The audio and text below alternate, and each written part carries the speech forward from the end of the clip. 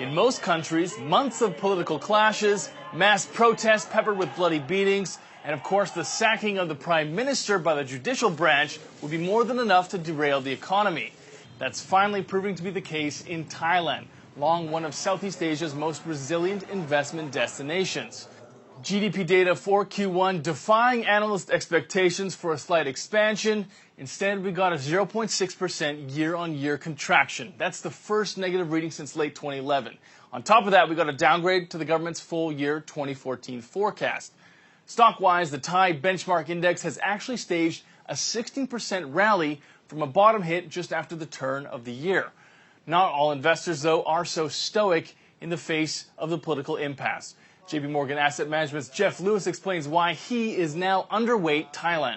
Definitely the economic numbers are weakening. Definitely the lack of central government direction with regard to macroeconomic policies, and now the prospect of a caretaker government for the next 6 months, which will have limited powers so that the economy will be on autopilot.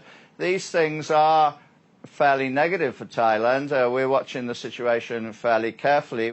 The country's central bank has been watching the situation fairly carefully too.